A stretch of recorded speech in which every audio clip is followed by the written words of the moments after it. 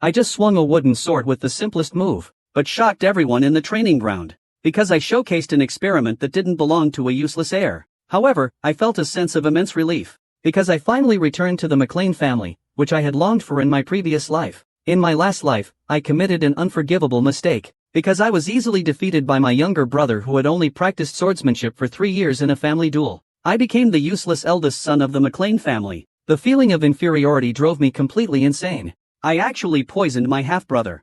After the truth came out, I was permanently banished from the McLean family by my father. After leaving the family, I became a mercenary. I lived on the edge of life and death every day. Decades passed. I still didn't have the face to return to the McLean family. However, shortly after, I received news of my family's demise in the Imperial War. My brother was also beheaded. Just when I thought I would never see my family again, I unexpectedly returned to the past. The moment I opened my eyes, I found that my former servant, Rick, was standing before me. But wasn't he dead 30 years ago? Rick was startled by these words. He thought I had been defeated by the young master and hurt my head. He quickly had the maid next to him call the doctor, until he saw the familiar training ground below, and the family insignia everywhere. It was then that I realized I had truly returned to the past. At this moment, a slightly childish voice came from Logan. "Are you okay?" It was my half-brother, Ronnie. My heart skipped a beat. Last time, Ronnie came to see me at this time too, but I was so angry that I had lost to him that I chased him away. I even mocked him, saying he was just a concubine's son. Hearing this, Ronnie was struck like a bolt from the blue. From that day on, he never came to see me again. Thinking about it, my emotions went slightly out of control. After calling the servant nearby, I used the gentlest tone I could muster and said, "Can you come a little closer?" Though somewhat confused, Ranian slowly moved closer. My eyes are full of regret. I should have been more careful in the duel. This way, I wouldn't have hurt you.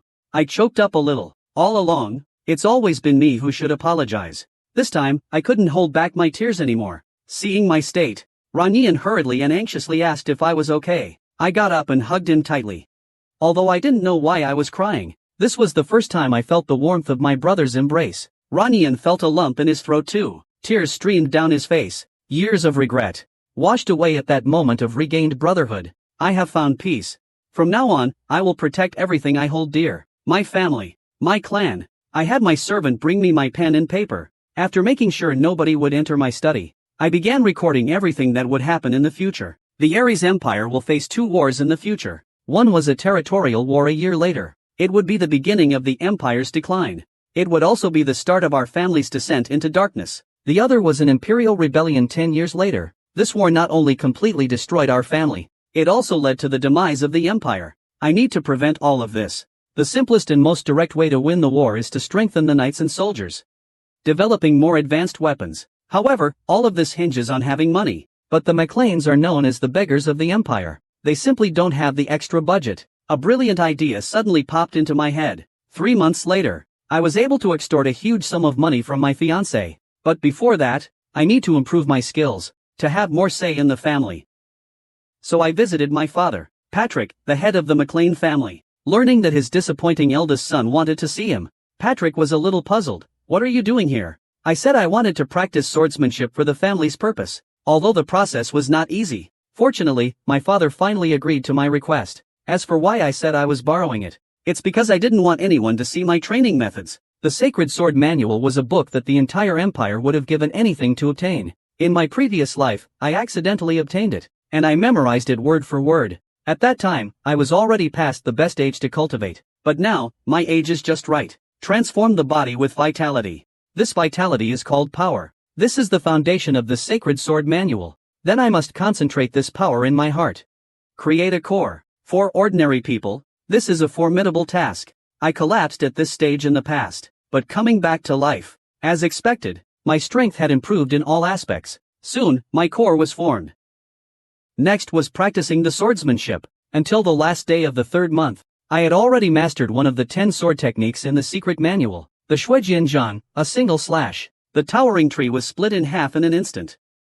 Its power far exceeded expectations. I can finally proudly report the results of these 3 months to my father. However, on the road to my father's confinement, I was stopped by a small guard. The reason was that even direct blood relatives could not see the clan leader without prior notice. However, this was an ancient rule that had been abolished hundreds of years ago.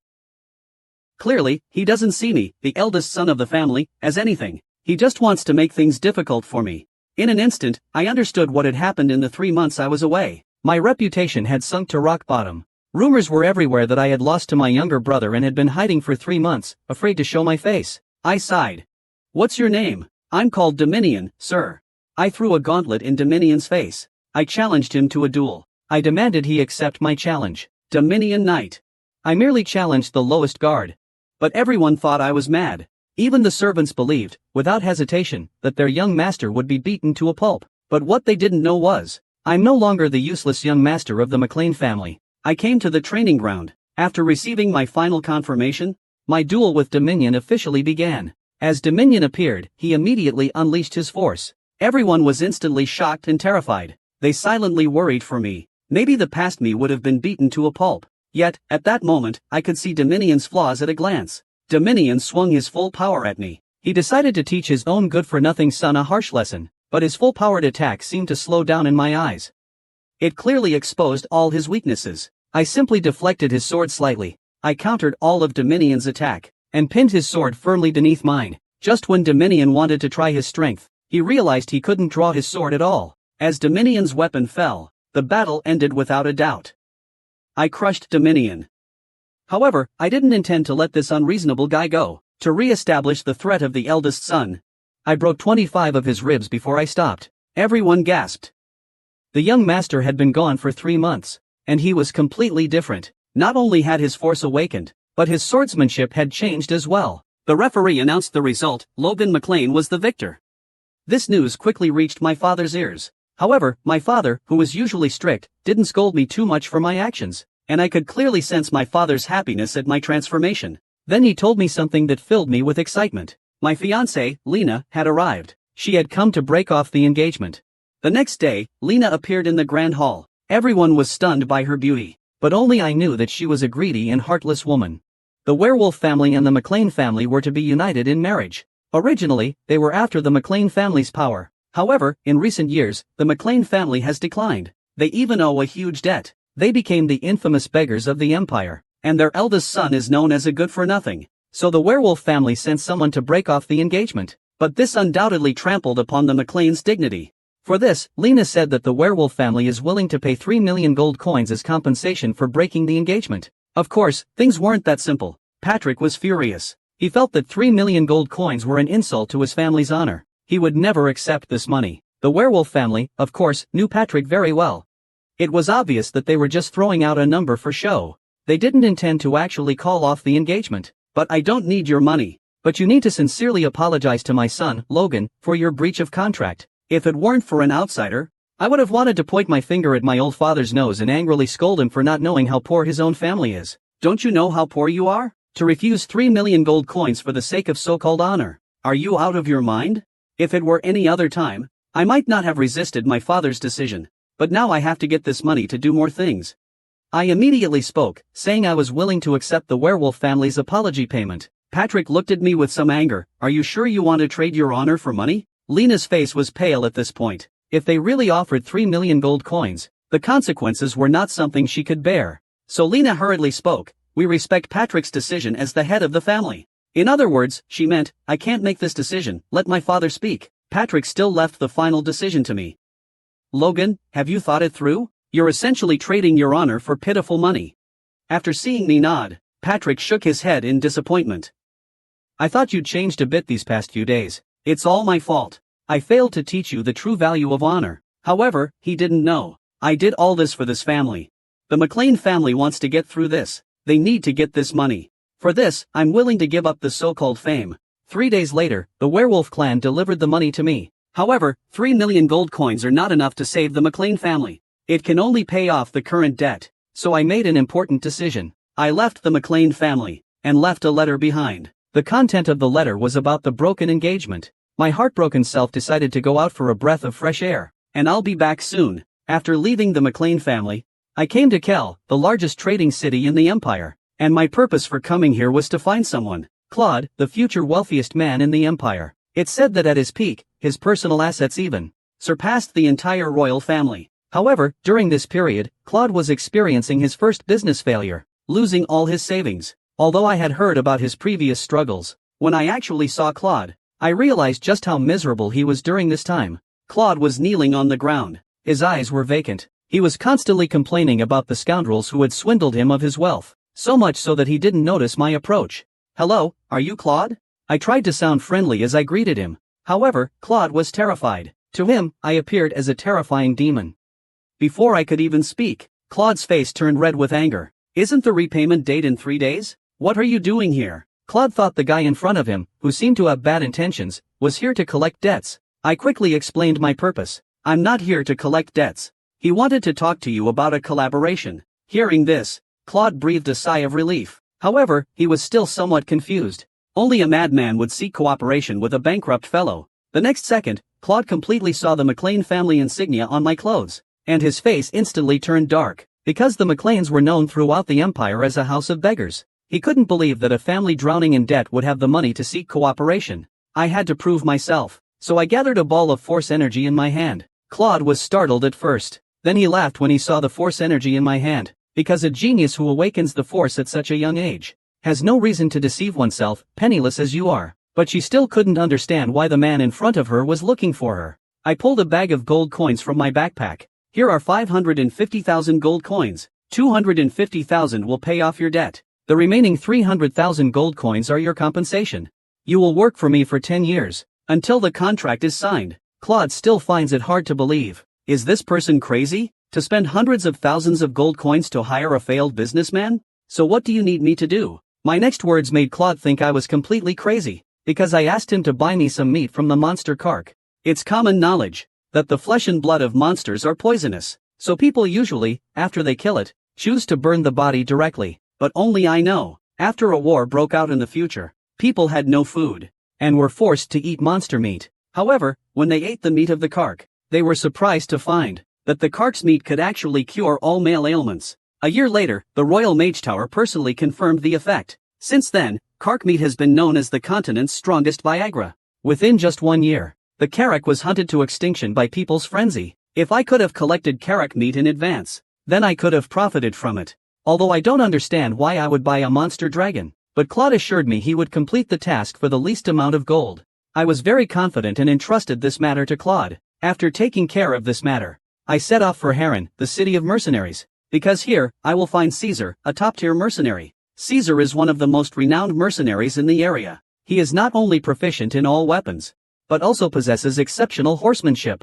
After retiring due to injuries later on, he became an instructor for the Mercenary Legion, training hundreds of mercenaries. Right now, I need Kaiserin to help me train a mercenary army. I stated my purpose to Kaiserin directly, and I offered a salary of 4,000 gold coins per month. Kaiserin was slightly startled. After all, immediately hiring soldiers, the highest salary is only 2,000 gold coins, but the man in front of him offered double. However, Kaiserin still refused. "Excuse me, I've never been an instructor. Please find someone else." I raised my knife slowly. "The price is 6,000 gold coins. Even 6,000. I still prefer combat missions. 7,000 gold coins a month." Kaiserin punched the ground with some anger, saying, "I told you I prefer combat missions, rather than being an instructor. 8,000 a month. I think I still prefer being an instructor a little more." So, my second mission outside was to fix Kaiserin's task.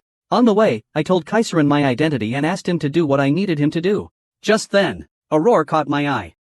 It turned out to be a merchant driving a group of slaves with a whip. And this is another feature of Haran City. It's not just a city of mercenaries, but also a famous slave market. And next, I need to buy a slave here. Or rather, a craftsman. Based on my observations, I went to the largest slave shop in this area. The shopkeeper greeted me enthusiastically. He began introducing the slaves around me. "Here you have not only noble elves, but also many young workers." However, I directly interrupted him. "I want him. I just looked like an inconspicuous little old man." The shopkeeper quickly introduced him. He is a member of the dwarf race. Even among the dwarves, known for their exquisite craftsmanship, this old man is one of the few expert craftsmen. I was taken aback. He's an expert craftsman. I thought it was incredibly lucky to meet a skilled dwarf craftsman. The expert had already completely exceeded my expectations. I hurriedly inquired about the price. The shopkeeper held up 2 fingers. "An expert craftsman is worth at least 200,000 gold coins." I displayed a look of horror. Do I look like an easy target to rip off? With that price, I could buy 100 ordinary craftsmen. Ultimately, the shopkeeper relented. I bought the old man for 50,000. After I got him out, I looked at the old man beside me. His eyes were gradually becoming empty and numb. Dwarves are known for their nimble hands, but slave dwarves are not. I need to give him hope for life. That's how he'll reach his full potential. Thinking this, I said to him immediately, if you work your hardest for me for the next 20 years, I'm willing to give you back your freedom. I'll send you back to the mountains. The little old man looked at me with disbelief. Are you serious? He asked.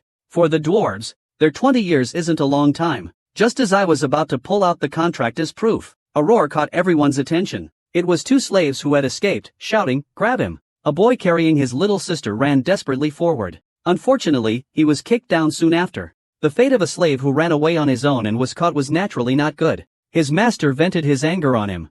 But the boy just held his sister tightly. He wouldn't let her get hurt. Such things were clearly commonplace here. Catherine reminded her that this was someone else's slave. Let's go. But when I saw the boy's face, it was a different color, blue hair, red and blue eyes. He was the noble assassin of the future. A year later, a slave killed his master and escaped. 10 years later, the boy who became a halo wielder returned to Haroon. He slaughtered the entire noble family that had once enslaved him. Because he was a halo wielder, he earned the title of noble killer. According to the timeline, he's still technically a slave right now. I immediately had an idea. I blocked his master's blow with my sword. A beating. The person who did it was about to get angry, but when they turned around and saw the noble emblem on my chest, they immediately greeted me with a smile. My goods are being a bit unruly. I'm just disciplining them. Is there anything you need? I'd like to buy them. How much? The merchant was surprised. Someone was actually willing to pay for these two, who were on the verge of death. But business is business, no reason to turn it down. In the end, I bought the siblings for 1,000 gold coins. The boy's injuries were quite severe, so I've been channeling my force energy to heal him along the way. He soon woke up. Catherine was a little surprised. He woke up so quickly from such a serious injury. Clearly, he didn't know about my little trick. However, what I didn't know was that everything was clearly perceived by the boy's sister. The force circuit was becoming visible in her eyes, and at that moment, the boy, however, broke free from Catherine's grasp. The next second, he threw a punch at me. I merely twisted my head slightly and dodged the attack. Immediately, I took advantage of the situation and pulled him in front of me. I gripped his neck tightly. Run, run, VR. Victor used all his might to shout to his sister. It was clear that he saw me as the same group of people who had abused him before. I calmly said to him, I'm not like them. If you behave, I can guarantee your siblings' safety, but I hope this is the last warning. If there's a next time, I'll eliminate you, including your sister. Then I put him down. A slap. Naturally, you have to give him a candy. Listen, I intend to train you to be a knight. Victor instantly looked up. His eyes were filled with longing. Really? I smiled at him. Of course it's true. You can also break free from slavery. Not just you, but your sister can too. He glanced at Vian beside him. Victor, as if making a kind of decision, promised, I will obey all your arrangements. Just as I thought. His sister is the only way to control his violent nature. At this moment, I turned to the old dwarf named Hamal. After calling him aside, I handed him a contract. This was a magical contract. Once signed, neither party could break it. The contents were exactly what I had previously asked Hamal to promise. Hamal stood there, dumbfounded. The people of later generations were shocked and couldn't believe it. They were so shocked they actually shed tears. He had given up any hope for the rest of his life. Before this, he was only talking. But he never thought he would actually be willing to sign the magic contract. Hamal knelt down. He said with sincerity, Thank you, my master, but only I know. If a contract could motivate him to work hard for me, then I'm the one who benefits. After all of this trip will be a complete success, and it's time to go back to the McLean family. However, I didn't know. Because of this runaway, my reputation has gone from the bottom to underground. My odd behavior has spread throughout the entire McLean family. When I returned to the McLean family, the most excited was my servant Rick. He told me what happened in the family these days. These days you were gone. A rumor spread quickly through the McLean family. They say you are a freak. The monster who spent 1.5 million gold coins to buy monster meat. This, of course, was all caused by Claude. He thought that spreading strange rumors about monster meat would increase its price. But he didn't know that the master's reputation was so low. Logan McLean. I've heard of him. The one who broke off the engagement. That guy who tricked his fiancée. But the businessman's sharp instinct told him it was an opportunity. So he played along and widely advertised that he would buy a kilogram of the monster calyx meat for 1 gold coin. Monster meat is useless anyway. If a scumbag is willing to pay, no merchant would refuse to sell trash. Claude's aggressive marketing quickly gathered a large amount of monster meat, and rumors about Logan spread through the surrounding rooftops near Tal. Hearing this, I was slightly taken aback. Claude's work abilities are indeed well-deserved. However, the servant Rick was a little anxious. Master even dared to laugh. The faces of the four who came back with me were also a little black. They had obviously heard a lot of rumors about Lord Logan along the way. The scene changed. I came to the study to see my father. His face was extremely angry. "Do you enjoy running away from home?" I calmly answered. This trip was meaningful for me. Hearing this, Patrick calmed down a little. "I heard you've been doing all sorts of crazy things. Is that true?" "Those are rumors. I have no regrets about my actions." Just then, my stepmother stepped forward. "What do you mean no guilt? Your actions have tarnished the entire family." I responded without a hint of panic. "I didn't spend your money to break off the engagement. What business is it of yours?" Hearing this, my stepmother nearly exploded with anger. "What did you say?" She was about to turn around and ask her husband to make things right for her, but Patrick slammed his hand on the table. "Enough, you can leave. Logan and I need to talk privately." His eyes then turned to me. "This will be my last warning to you." After everyone else had left Logan's side, Patrick sighed. "What's wrong with you? Logan, why are you doing this?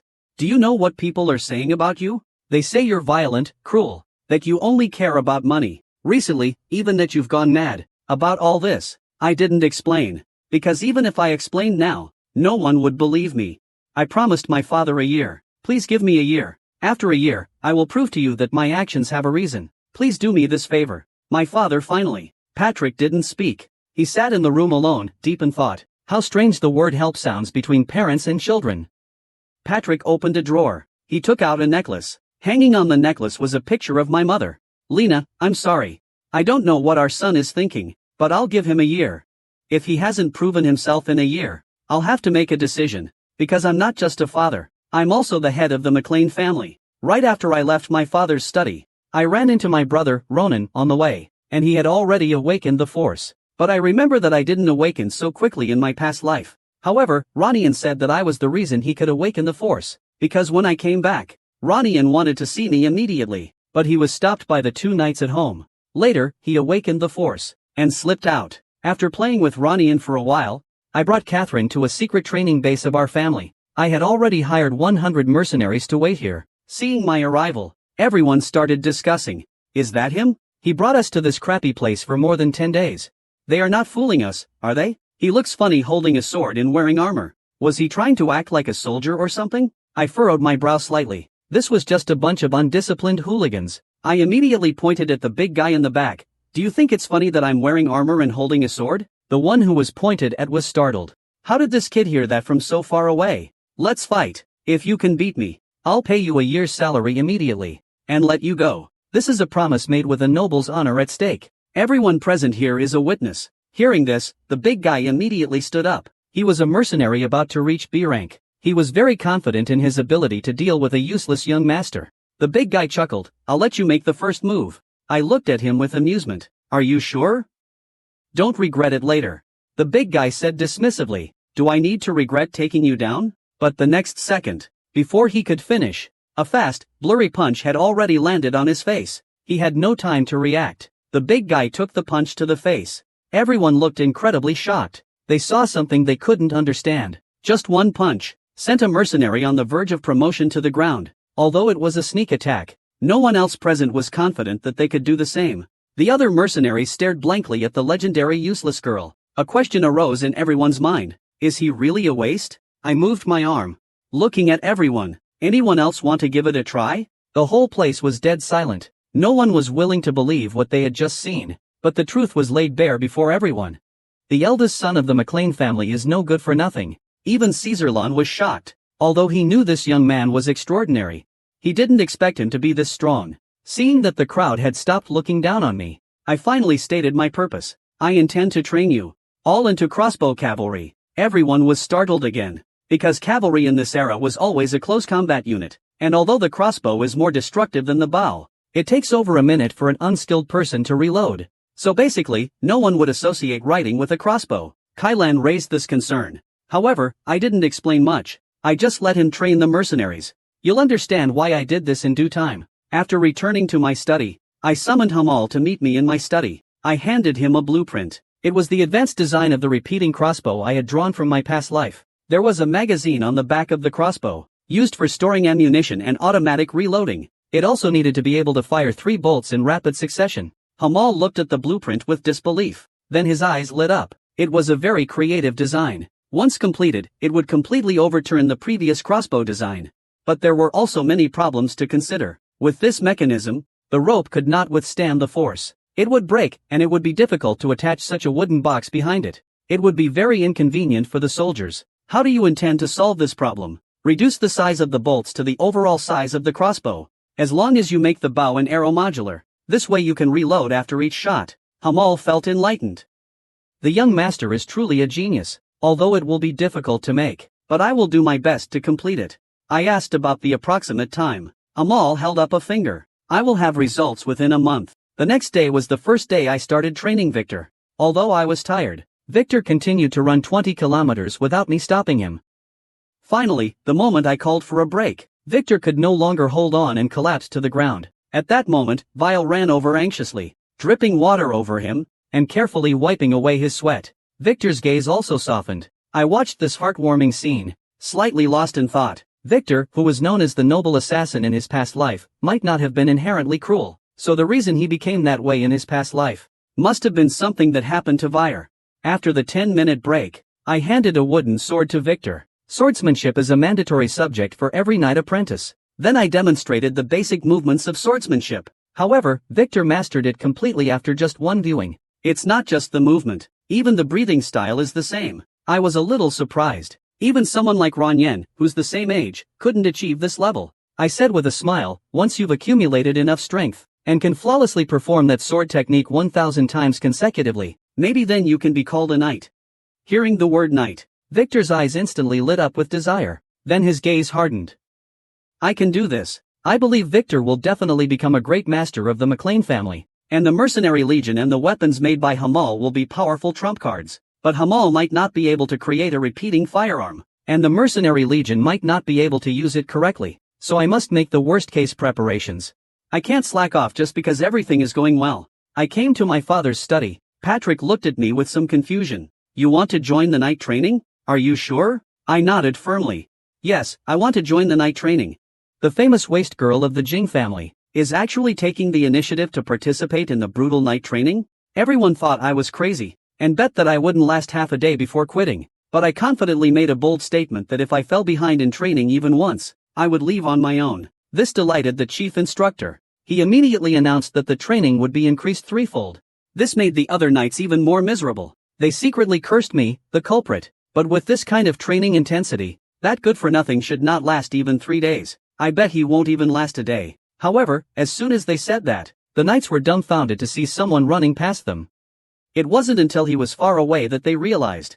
That wasn't he their so-called good-for-nothing young master? Even the instructor was utterly astonished. He isn't hallucinating, is he? That guy is actually the leader. And he's even smiling. If this intense training continues, it won't be him who quits, but the ordinary knights. Finally, it's break time. All the knights collapsed on the ground, gasping for breath. However, I remained calm and collected, showing no signs of fatigue. The bishop then approached me, asking if I could handle this training intensity. However, his true thoughts were that if I felt overwhelmed, he would immediately stop this insane training. But I clearly misunderstood his intention, and stated that I could not only handle it.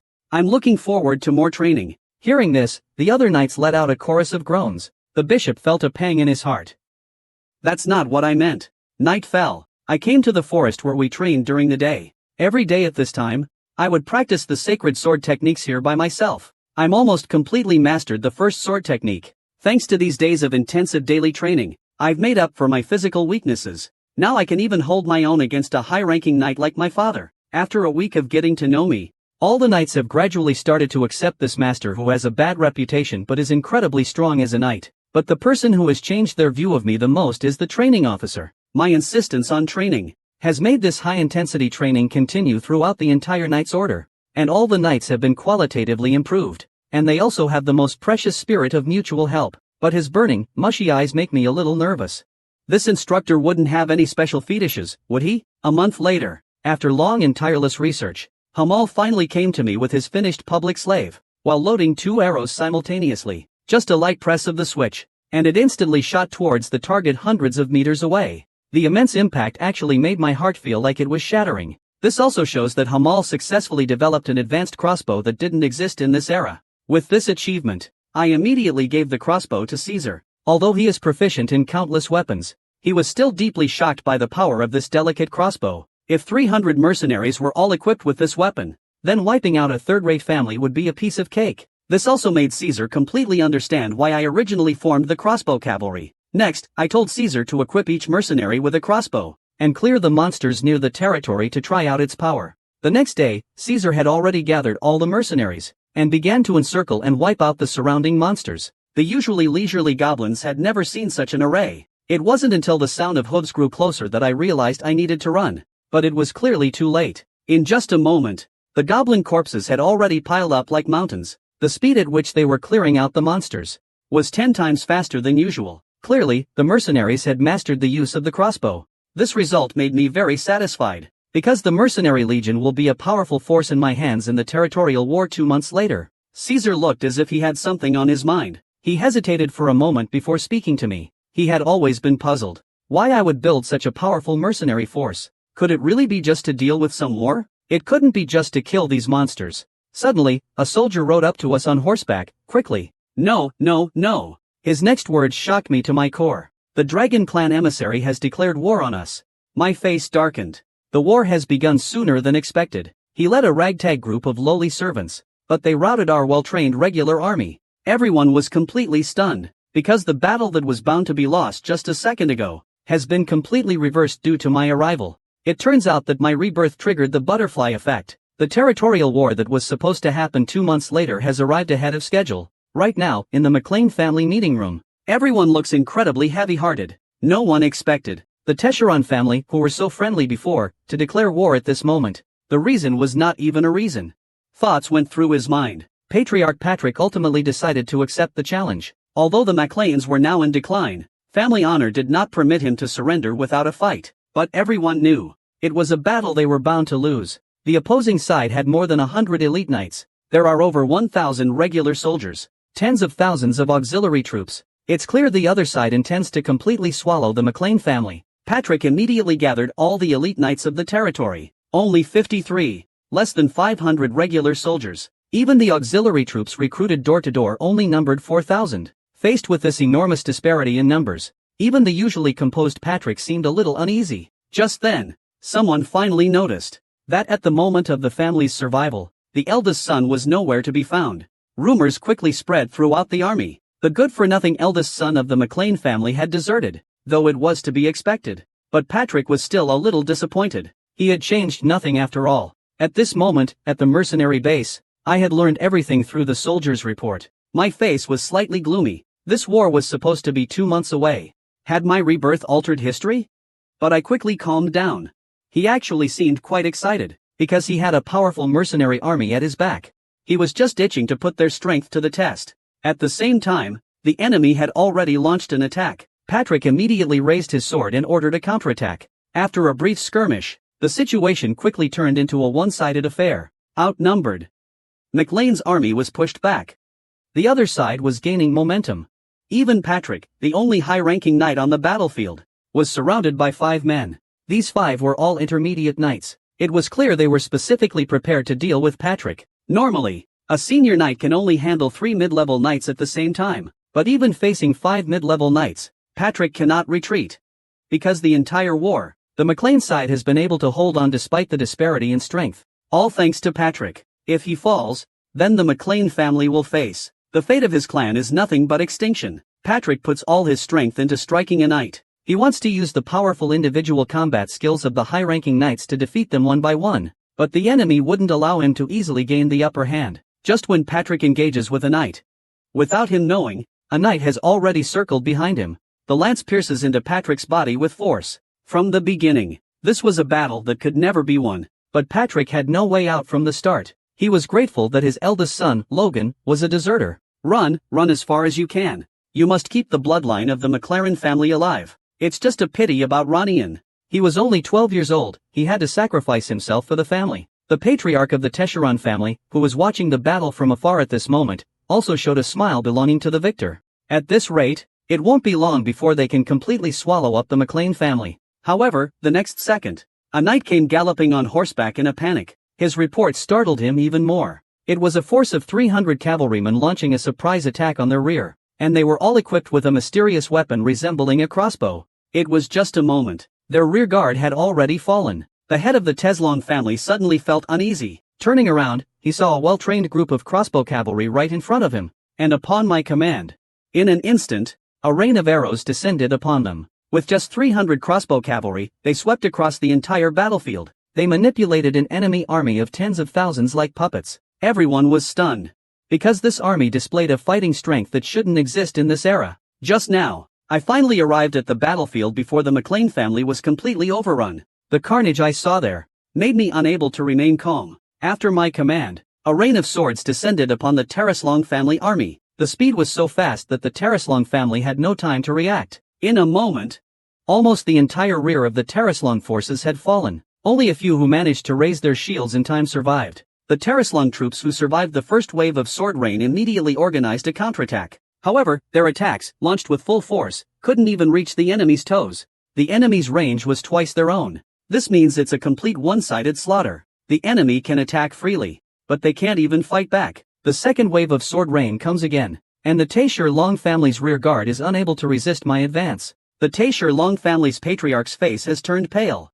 A battle that should have been a sure victory is instantly reversed by a mysterious army of only 300 men. In the face of this massive contrast, this drove the chieftain of the Dragon clan completely mad. He immediately ordered his subordinates to turn around all the cavalry on the front lines. However, this was exactly what I wanted. Once the Dragon clan withdrew their frontline troops, it would relieve the pressure on my father's side. Meanwhile, Ronian was fighting tooth and nail against a low-ranking knight. But after all, he was only a 12-year-old boy. Even though he had awakened the force, he was still inevitably at a disadvantage. Just as he was about to be overwhelmed, the knight he was fighting suddenly stopped at that moment. His eyes were filled with shock. Seeing the opponent had exposed his back to him, without hesitation, Ronian swung his sword with all his might. He was taken down with a single strike. Ronian was still puzzled as to why this happened. But as he drew closer, a branch and arrow were found stuck into the knight's chest. Ronian looked up, and what appeared before him was his brother he had been longing for? I naturally noticed Ronian, but now is not the time for reminiscing. The enemy cavalry has gathered, and each of them is equipped with a sturdy shield. Our bows and crossbows can't pierce through them. But I quickly came up with a solution. I immediately ordered everyone to shoot at the horses. The next moment, the attacked horses were startled, the violence shaking through the riders off their backs. Then another one-sided slaughter followed. Ronnie and I exchanged glances. They spoke more than words. All that remained was the battle on my father's side. On the other side of the battlefield at this time, Patrick was close to the Oxford lantern. With all his might, he took out one of their ultimate knights at the cost of taking a sword to himself. But the next second, another ultimate knight swung at him from behind. Patrick barely dodged it. But before he could catch his breath, two more ultimate knights charged at him. Meanwhile, someone blocked Patrick's escape route from behind. Patrick was once again surrounded. However, he was now on the verge of exhaustion. Just when he thought he would meet his end here, a surge of powerful force energy suddenly flooded the battlefield, and in an instant, it killed the remaining ultimate knights. This was at least the strength of a high knight. Just as Patrick wondered who it was, he saw his eldest son, Logan, standing before him. His eldest son was not a deserter. The renowned, first-rate Turslan family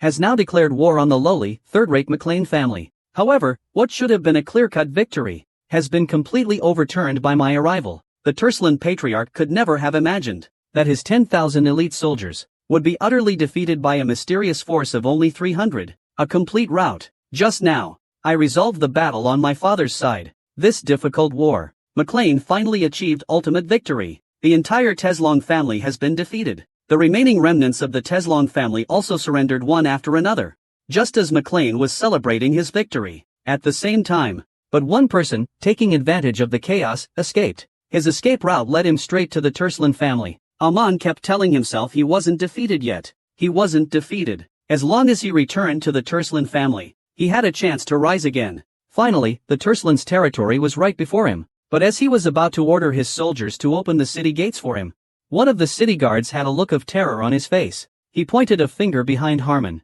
Harmon turned around to see I had already led my troops to the city gates. Harmon was completely panicked. He rushed into the city faster and faster. He had only one thought in his mind now: to get back inside the city. He put on gold and silver jewelry, and then ran. He knew the terrifying power of this force. I watched the figure disappear at the city gate. I couldn't help but curse in my heart that he ran so fast. I immediately shouted to the guards on the wall, "Your chieftain has been defeated. Open the gate now. You can be spared from death." The guards on the city walls were shaken. No wonder the family was so eager to return. They were already defeated? At that moment, the city commander stepped forward and yelled to the soldiers around him, "Even in death, as soldiers of the Tersillian family, we will stand to the last moment." Not to mention, they only have 300 people. Seeing this, I didn't say anything more. Over 300 people could indeed not take down this high building, but I alone would be enough. The soldiers guarding the city were immediately terrified, because the guy below had jumped up from where he was. Before they could react, I had already used the sword pressed against the city commander's neck. "I'll ask you one last time. Open the gate or die." Meanwhile, the patriarch of the Tesheron family was hastily packing. Cold sweat covered his forehead, but he didn't have time to wipe it off, because that guy should be breaking in soon. But the next second, he suddenly felt a chill down his spine. A bad feeling washed over him. He turned around. Harmon was so scared he almost wet his pants. He immediately took a few steps back. "I surrender. Don't kill me. I'm willing to give you everything I have. According to the customs of imperial fiefdom wars, as long as I surrender, you have no right to kill me." I sneered. "When you declared war on my family without any reason, why didn't you think about that so-called custom?" Not giving this guy a chance to whine anymore, I plunged a dagger into his heart. His scream echoed throughout the entire palace. "Go tell God about your ridiculous conventions." After it was all over, a smile finally spread across my lips. The first family crisis was resolved 2 months ahead of schedule. But the ending was good. With my announcement of Harmon's death, the Teslan family and its territories were completely absorbed by the MacLeans. A few days later, on the walls of the MacLean family castle, Patrick looked at me with some confusion. "You said Harmon killed himself." I nodded without changing my expression. Yes, he must have been desperate, so he chose to commit suicide. However, Patrick's next sentence really caught me off guard. "Actually, you killed him, didn't you?" Patrick's piercing eyes, seeing through everything, made me feel a little uneasy. I sighed. I could only honestly admit that I was the one who killed him. However, unexpectedly, Patrick didn't seem to blame me. He, who always followed the rules, chose to understand me this time. "You must have had your reasons for doing this. Logan, you've really grown up.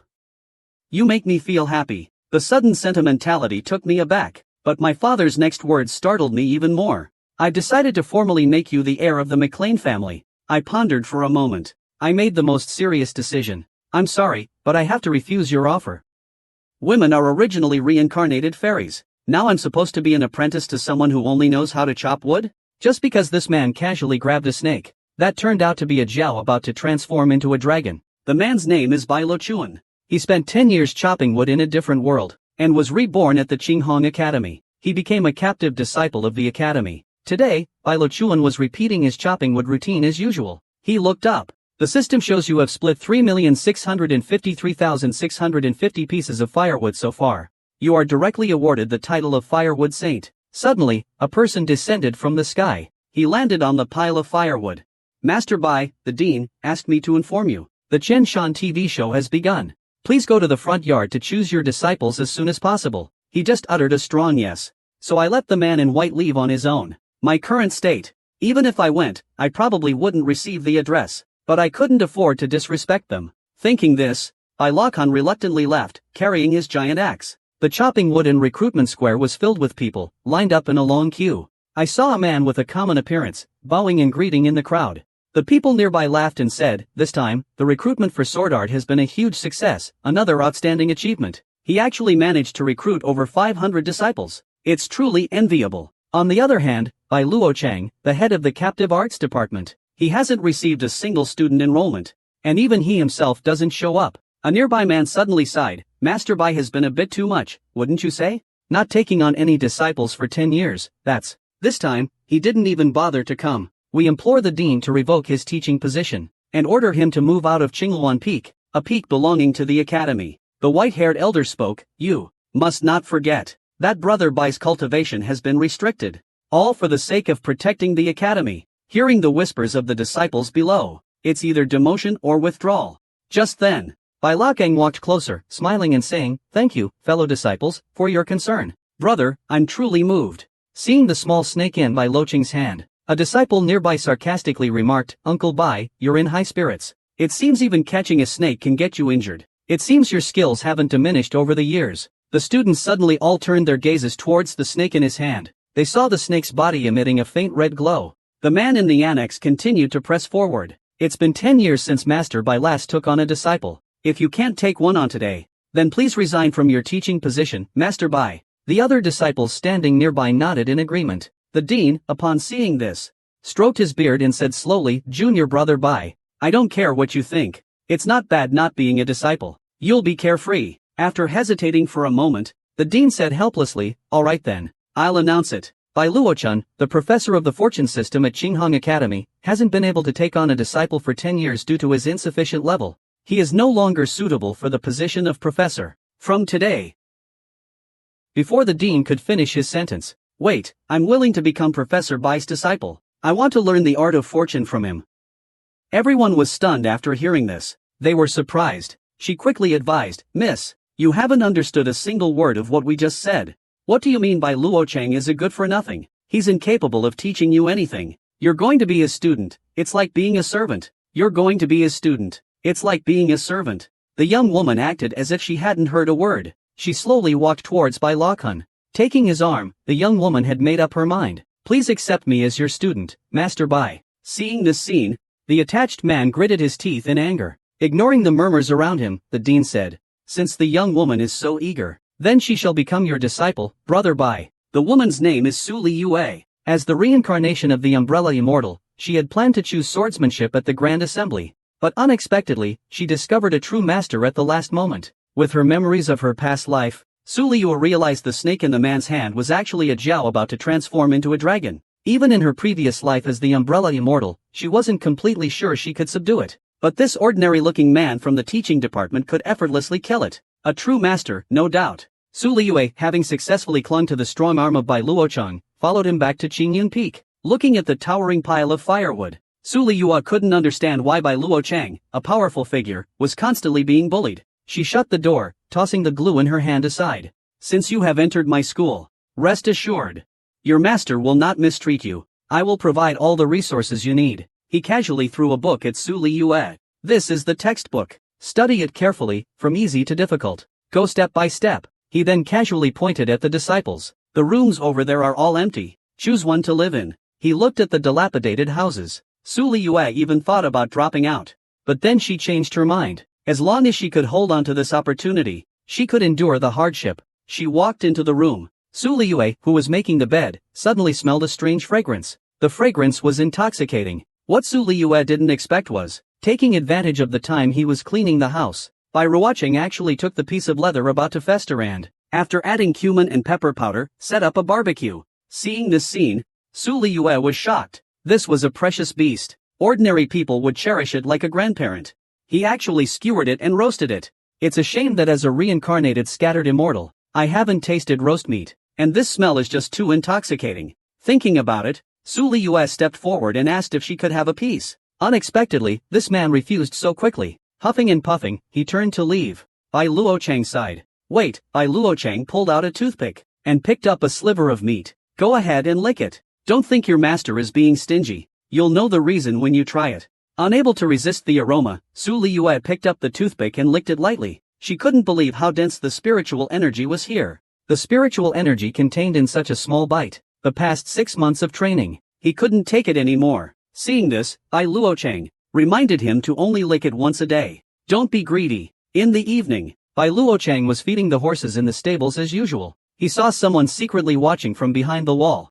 After Bai Luocheng left, 2 men appeared by the horse trough, secretly rejoicing at the sight of the strong steed. "This witch horse should belong to us, the demonic beast faction." They then poured all the anesthetic into the horse trough. Meanwhile, Su Liyue was inside, studying the captive training manual Bai Luocheng had given her earlier. She suddenly felt something amiss. She immediately closed the book. She got up and walked towards the door. The 2 men were getting ready to start. They were completely oblivious to the fact that their kidneys were in danger. Who are these thieves? Why aren't they sleeping at this hour? They dare to run wild on Qingyun Peak. Seeing Su Liyue, the man dismissively waved his hand. It's dangerous for a little girl to be out at night. Go back to sleep. Seeing that Su Liyue wasn't leaving, the man took a stride and rushed towards her, offering a toast. If you don't want to mind your own business, then I'm sorry. It seemed Su Liyue was about to fall into the clutches of evil. She dodged with a flash. Then, she immediately followed with a swift kick. She kicked him right out of his senses. He spat out a mouthful of blood. This woman's got some skills. He regained his senses, but still refused to concede. He wanted to finish the fight with a sneak attack. Seeing this, Su Liyue, with a direct whip leg kick, the wind carried a blue light. The man was kicked like a dead dog. Inside the treehouse, Bai Luochun heard the sound outside. He glared with a bear-like face. Slowly getting up, he snapped his fingers. The entire Qingyun Peak was enveloped in a barrier. Su Liyue saw this. It's a soundproofing symbol. Master is so thoughtful. Seeing Su Liyue's aura surge, the two men knew that their kidneys were no longer safe. This would be a long night. The scene changes. Two men with bruised faces are kneeling in the hall. Our senior brother's surname is Bai. The new disciple is too powerful. Wait until we've made a plan. We'll definitely bring the black steed back. Rest and heal your injuries. I'll get revenge for you.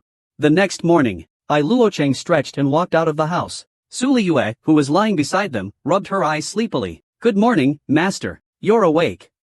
How was the book I gave you yesterday? Su Liyue blushed. I read it all night, master, but I only made it halfway through the night. My spiritual energy was completely drained, and even those few pages, I haven't fully grasped their meaning. He chopped down with an axe. Hearing that Su Liyue had only read half the night, Bai Luocheng was slightly stunned. What did you say? You only read half the night? Hearing this, Su Liyue was prepared to be scolded, but Bai Luocheng smiled. Disciple, rest assured. Master is not only not disappointed, I was actually pleasantly surprised. I thought you could only answer a few questions. Then, I threw a token toward you. With this token, you can go to the Academy's library to choose other secret manuals. Thinking about how I've been a scattered immortal for tens of thousands of years, I don't need any more cultivation techniques or secret manuals. This fortune and prosperity textbook is enough for me to study my whole life. After all, it was created by a great master. There's no need to learn any other trashy books. Suddenly, Bai Ruocheng looked towards the direction of the teleportation gate. He heard a voice echoing through Qinghuan Peak. Su Liyue, a disciple of Qinghuan Peak, come down quickly and be punished. Outside Qinghuan Peak, there was a large crowd of people. They seemed to be quite important. Little did they know how ridiculous their actions were. Watching Bai Luochen and Su Liyue walk out slowly, the two of them, looking down from a high position, spoke slowly. The law enforcement hall hereby reports that the captured disciple Su Liyue maliciously injured her fellow disciples. We are here to demand justice. Looking at the grand spectacle, Bai Luochen smiled and asked, how did you deal with the two of you who came to steal things from my Qinghuan Peak in the middle of the night? They were just careless and ended up on Qinghuan Peak. How did you handle them? They simply stumbled upon Qinghuan Peak. I meant no harm. After hearing this, Bai Ruocheng didn't linger. He turned and left. Then my disciple, being careless, injured them. They left. Seeing the master and disciple slowly departing. Stop. The law enforcement hall has ruled that your disciple is guilty. If you persist in your own way, the consequences will be embarrassing. Bai Ruocheng's body was filled with killing intent, his eyes radiating a cold murderous aura. You're telling me how to do my job? The man felt the killing intent emanating from Bai Ruocheng, gulped, and began to rant impotently. Two senior brothers. You see how Bai Luocheng is blatantly shielding his disciples? It's an additional crime. The two disciples from the law enforcement hall fall to the ground. Looking at the two from the law enforcement hall, Bai Luocheng scoffed. A bunch of little brats. Do you really think you can represent the law enforcement hall? Hearing the two men rushing towards them quickly. Bai Ruochuan, you really think you're the genius who woke up 10 years ago? Looking at the two men charging towards them, Bai Ruochuan casually pushed Su Liyue's shoulder. Just checking on your studies from last night. He dodged the sharp attack smoothly. Following that, Su Liyue dodged with a flash. Silky smooth, he dodged again. No wonder Master asked the two of them to check. My two weaklings are not worthy of Master's intervention. Su Liyue, having had her fill of play, glided casually through the air. The disciples of the enforcement hall were slightly startled. Captives must be marked before they're captured. He's actually able to do this during the battle. Xianhua was looking down on us. The two, feeling insulted, immediately went all out with a killer move. In and out, only a dragon head appeared out of thin air, charging towards Su Liyue. Blue lightning surged around Su Liyue, and the captive in her fingertips was fully formed. The huge ball of light collided with the dragon head. A deafening roar. Suryu, under capture, withstands the attacks of both, without showing any weakness. A huge explosion booms. Smoke without injury. Suryu stands unscathed amidst the ruins. 2 electric strikes appear out of thin air. I guess I should get serious now. Say, 2 electric shocks are flying towards them. No surprise, they'll probably be electrocuted. Looking at Su Liyue's performance, Bai Ruocheng pondered for a moment. So it's lightning attribute.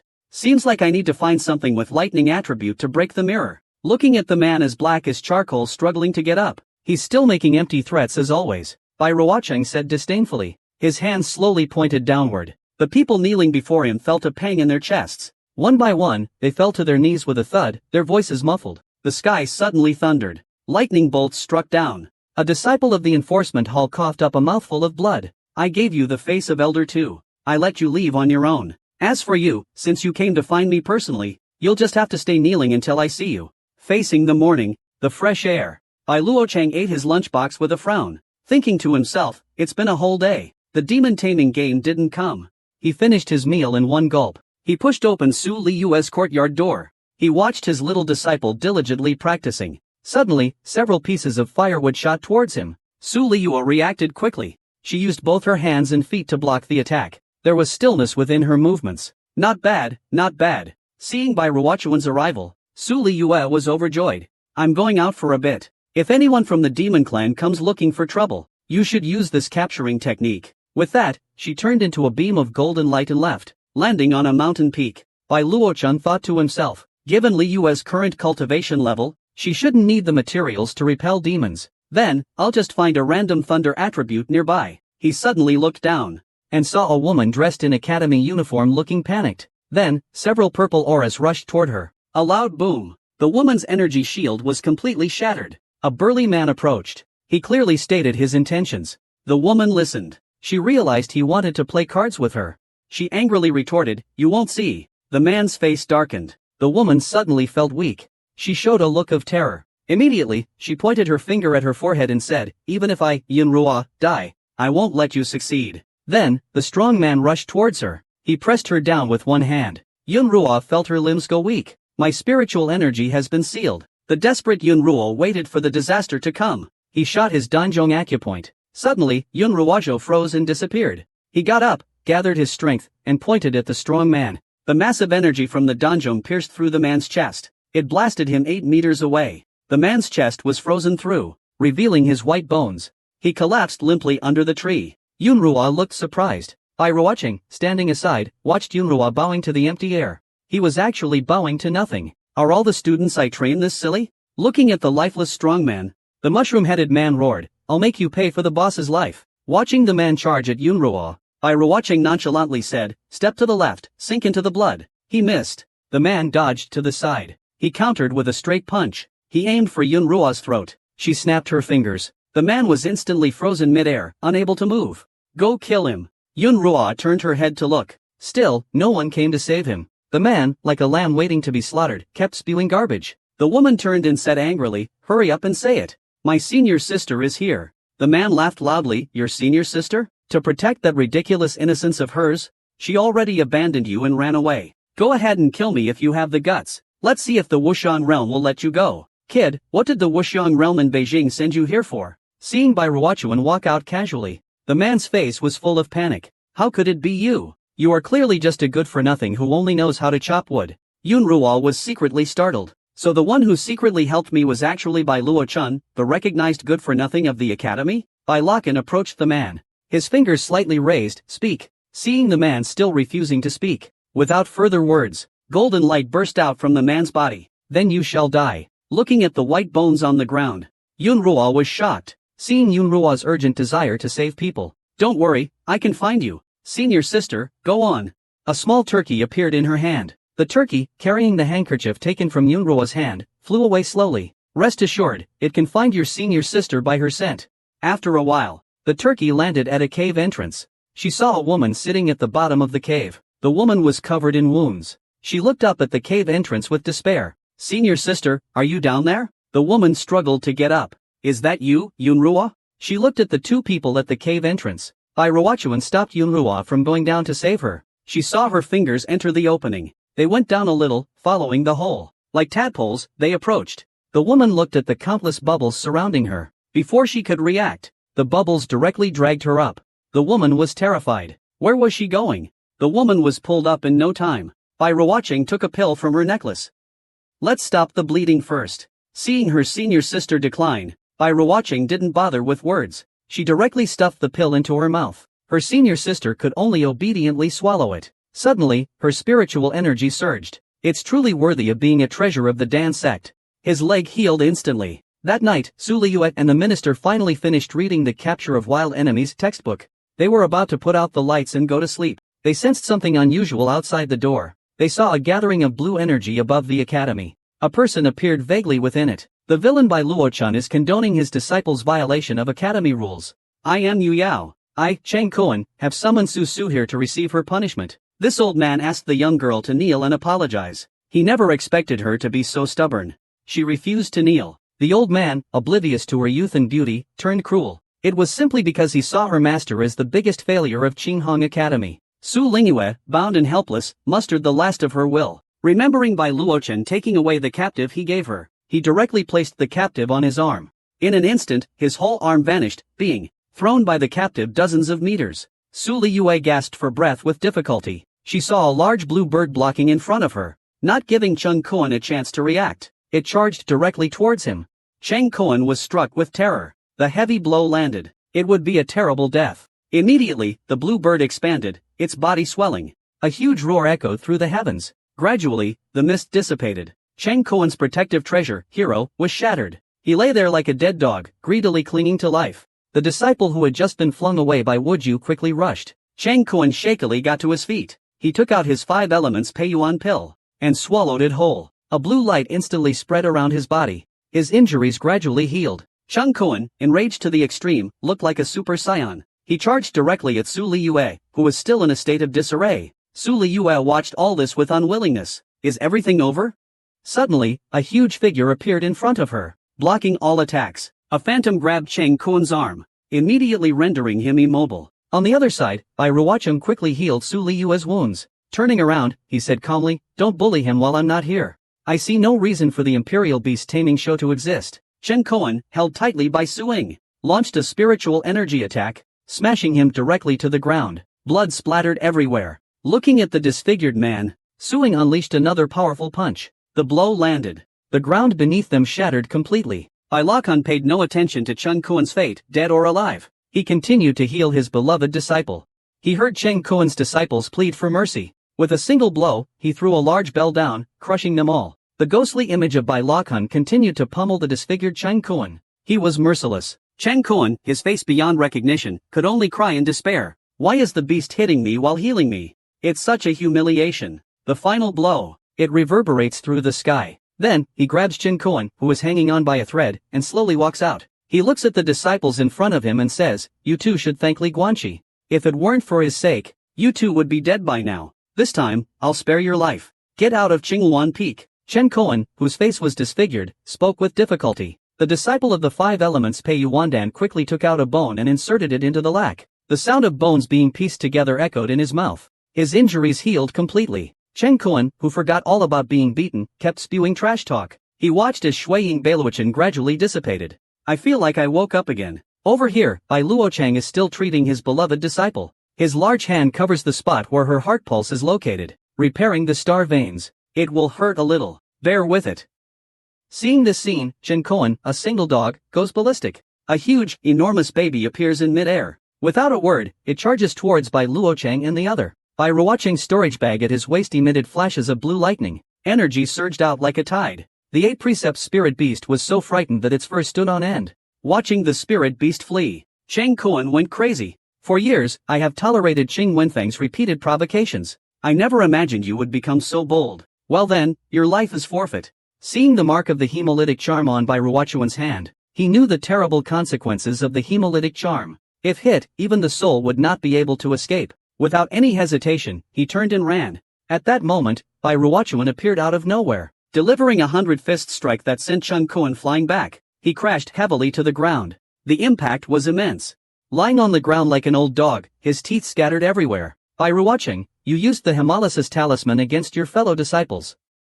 You will be punished by heaven." Bai Ruocheng said calmly, "I am your punishment from heaven." The captive slowly extended countless bloody hands towards Chung Kuan, grabbing at him. Heart-wrenching screams echoed across Qinghuan Peak. Chen Kuan, who was incredibly arrogant just moments ago, now turned into a pool of blood. After a snap of the fingers, the slaughter instantly contracted, gradually dissipating, leaving only the thin white clothes on the ground. The senior sister and the other one, who had been rescued, arrived and saw this scene. They couldn't help but feel a pang of pain. They looked at Chung Kuan's disciples who had collapsed on the ground. I didn't want to do this. It's all because of him. He brought it upon himself. Another snap of the fingers followed. A sharp crack. A sudden feeling of tearing. The disciple, seeing that it wasn't his head but his hair that was cut, was scared to tears. I am not a killer. Today's matters. I don't want anyone else to know. Go away.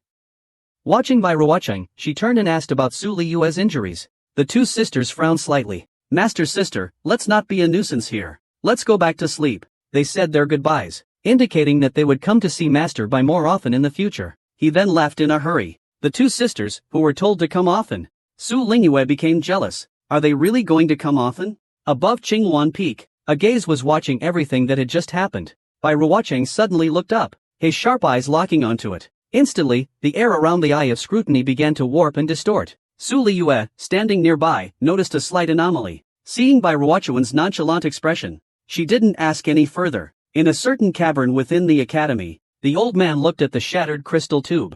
Since he cherishes his disciples so much, let him disappear in this trial. The scarred man hurriedly cupped his hands and said, Don't worry, Grand Elder. The law enforcement hall will handle this. Seal the news. A giant fleshy worm appeared before Su Liyue. This is the ice silkworm I prepared for you. It will help you break your seal. This ice silkworm possesses both thunder and water attributes. From now on, let it assist you in your cultivation. Su Liyue was incredibly shocked at this sight. This worm's strength is clearly comparable to a demon emperor. It's so obedient in Master's hands. Even in my previous life, as a scattered immortal, I couldn't subdue a demon emperor. My master is just going to give this to me? She hugged Bai Ruocheng, taking the opportunity to be merry. Thank you, Master. Bai Ruocheng stroked Su Liyue's hair lovingly. The grand trial is coming soon. You need to recover as quickly as possible. Then you bring the ice silkworm in. With that, the grand trial should be no problem. But wouldn't that be considered cheating? Don't worry about that. The master can suppress the ice silk's realm to a level you can bring in. Su Liyue was surprised, wondering if the demon emperor would be willing to have her realm suppressed. Then Bai Ruocheng slowly raised his hand. The spiritual energy in his hand surged. He addressed the ice silk, saying the first time might be a little painful. Having said that, the huge ice silk was slowly lifted. Silkworm threads gradually wrapped around its body. After a while, a huge silkworm cocoon appeared before the two of them. Moments later, a crack appeared in the cocoon. A person slowly emerged from within. The demon emperor's secret dream pays her respects to Miss Su. You can call me Xiao Meng from now on. She observed Mi Mao. Su Liyue's eyes lit up with joy. It's so adorable. I thought all the demons looked fierce and terrible.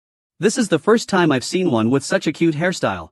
Xiao Meng shifted the topic awkwardly. You just entered the sect, and you've already met a powerful demon above the rank of Demon King? Su Liyue, her face flushed with embarrassment, almost let it slip. I only saw the Demon King's portrait in a book before. She looked at Bai Luocheng who was fiddling with something beside her. I secretly breathed a sigh of relief. Luckily, Master didn't notice. At this time, Bai Luocheng turned and instructed Li Lu. The task of breaking the mirror is left to you.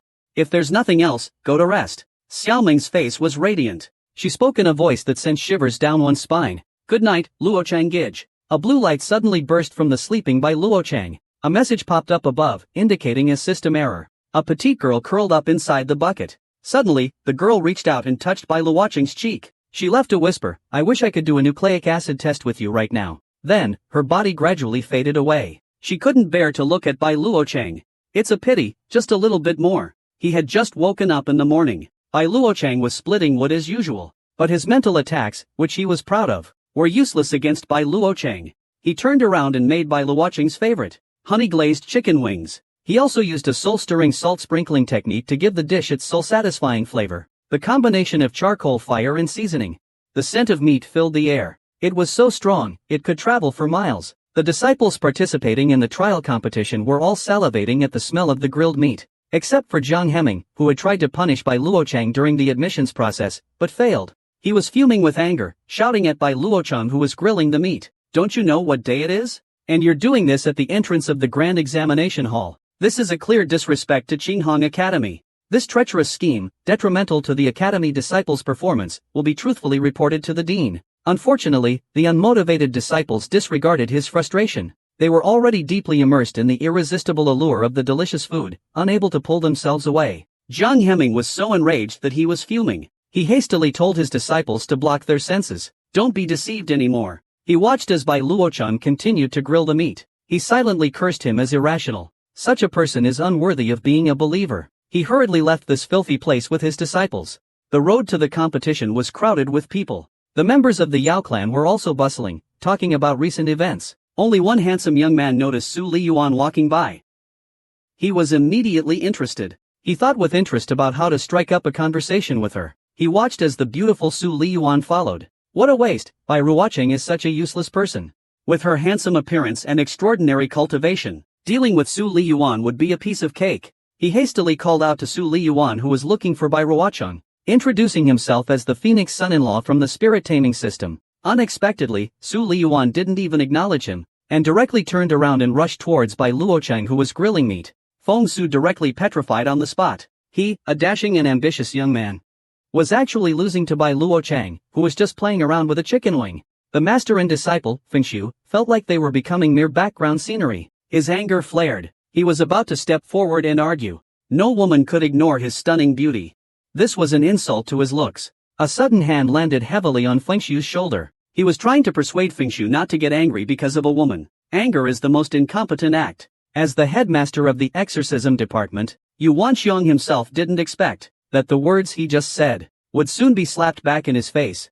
The calligraphy department, as the representative of Qinghong Academy's good looks, every student was fair-skinned, beautiful, and had long legs. It made all the male disciples in the entire academy's hormones surge. Feng Su was one of them, but he overestimated his looks. He didn't expect his proud looks to fail to attract any of the free spirit girls. He had no choice but to try his luck with Su Liyue from the captive department. He didn't expect Su Liyue to even acknowledge him. Just as he was getting furious, the head instructor from the Moon Demon department arrived for guidance. Don't be sentimental over a woman. The arrival of the Four-Winged clan attracted a crowd of disciples from the Beast Taming clan.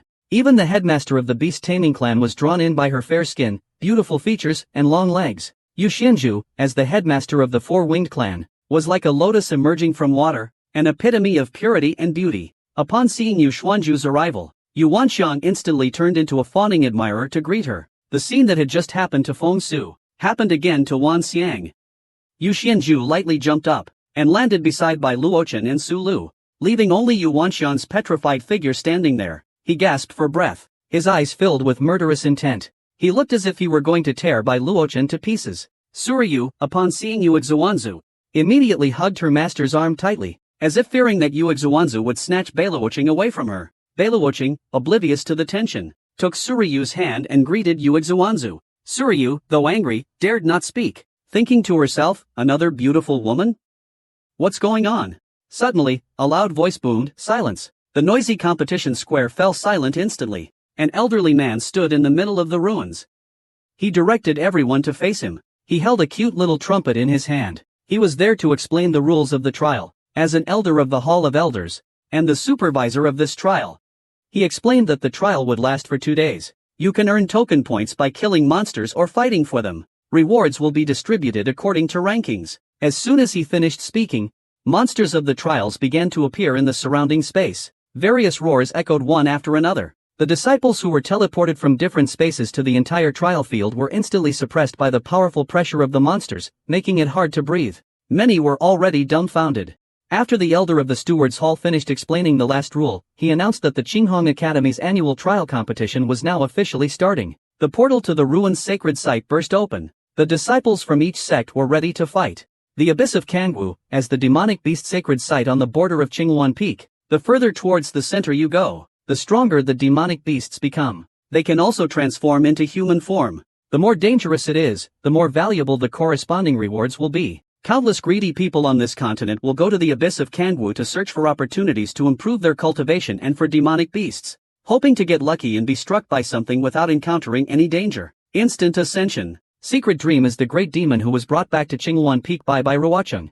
Through Bai Ruocheng's series of actions, successfully transformed into a cute and well-behaved little darling. This trial of Qinghong Academy is at the edge of Kangwu Abyss. Therefore, ice silkworm, suppressed by Luochen's cultivation, can freely transform between human form and mini form. With Su Liyue, I can freely enter and exit the academy trials. It's just that this seemingly weak, harmless Mimeng, actually, when Bai Luocheng is not around, is truly more ruthless than a dog. Whenever Mimeng and Su Liyue share a bed, Su Liyue has never experienced the warmth of bedding. Every time the room is cleaned, it's one thing that Sweet Dream wouldn't help, but it also used lightning to stimulate Suryu's nerves, under the pretense of helping her improve her strength. Even the carrots that Little Hut loved the most were all eaten up by Sweet Dream while Bai Luocheng was away.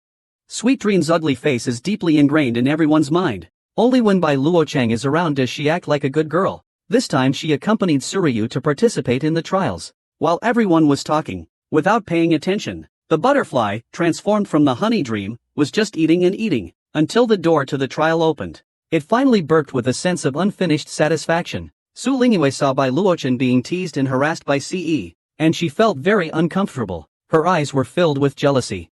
The trial gate has opened. I had to bid farewell to my master. I seized every moment and headed towards the trial gate. I thought to myself, I must act quickly, otherwise, my master will be snatched away by this beauty. Yu Jiao. She looked at Su Liyu's back, lost in thought. Leaning on Bai Ruochen's shoulder, she asked Su Liyu seductively if he wasn't worried about her going through the trials alone. Didn't he care? Bai Ruochen was very confident in Su Liyue. He laughed and said that no one could bully him casually. He was only the one who could bully others, because he is my disciple. The World League tournament has begun. Explore, search, and hunt down demonic creatures. Points can be earned by fighting, snatching, or capturing. The capture department, as recognized by the entire academy, is a useless department. No one has ever truly looked down on this department. The World Alliance tournament has just begun. Within the Yao tribe's secret realm, blue currents falling from the sky continuously bombard the entire valley. These currents pursue the fleeing disciples of the Qinghong Academy. This disciple was scared to tears by these blue currents. Didn't everyone say the capture department was useless? What kind of monster is this? How could this be such a coincidence? I hadn't even finished speaking when he was struck by the blue captive. A pained cry echoed through the forest. Suryu slowly walked towards the disciple who lay on the ground. The blue current in her hand shot out. The disciple cried out in fear, "Don't come near me."